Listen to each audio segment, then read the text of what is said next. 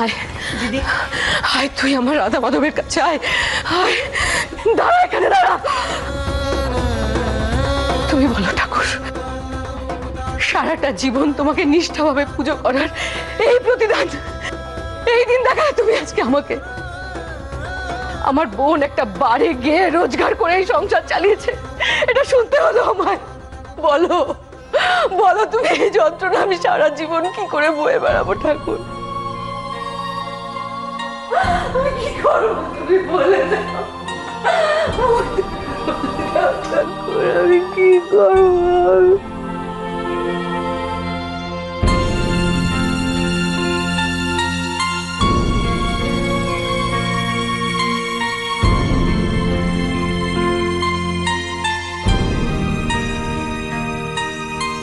দিদি, তুমি এভাবে নিজেকে আর কষ্ট দিও না।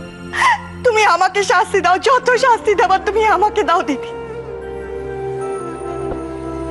তুমি তুমি তোমার সমস্ত স্মৃতিশক্তি কেড়ে নিয়েছিলে ঠাকুর, সবকিছু ভুলিয়ে দিয়েছিলে আমায়। তাহলে কেন ফিরিয়ে দিলে আমার স্মৃতিশক্তি বলো?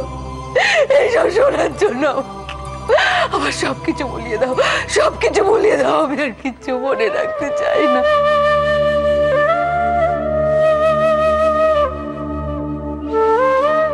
সব ভুলে যেতে চাই, কিছু মনে রাখতে। আমাকে একটা কথা বলতে পারিস? হ্যাঁ রে, আমার বোন নোংরা ভাবে টাকা রোজগার করে এনে আমাকে দিয়েছে। আমি এই হাতে সেই টাকা নিয়েছি, নিয়ে এই সংসারটাকে চালিয়েছি। এই কথাটা শোনার আগে আমার মৃত্যু হলো না কেন?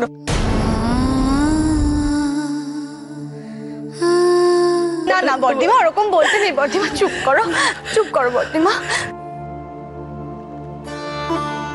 আমি অন্যায় করেছি, পাপ করেছি, কারণ ওর পাপের শাস্তি আমি দিনের পর দিন একটা বাচ্চা মেয়েকে দিয়েছি ঠাকুর।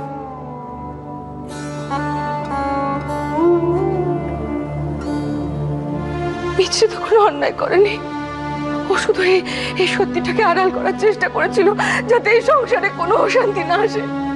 তার জন্য সমস্ত কষ্ট ও মাথা পেতে নিয়েছিল।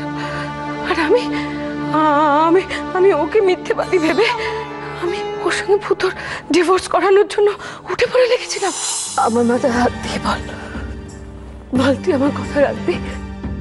আমি তোর আর মিছরির ডিভোর্স চাই।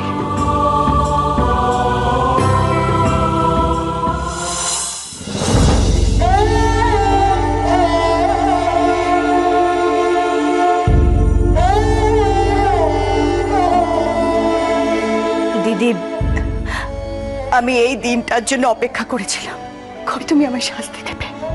দিদি, তুমি আমাকে শাস্তি দাও দিদি, কিন্তু কিন্তু মিছরির ওপর যত ভুল বোঝাবুঝি আছে সব দূর করো, সব দূর করো দিদি।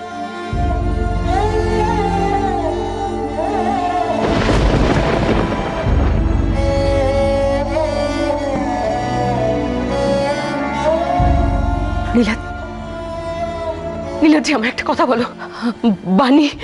বানি ওর এই পাপের কথা তোমার কাছেও লুকিয়েছে?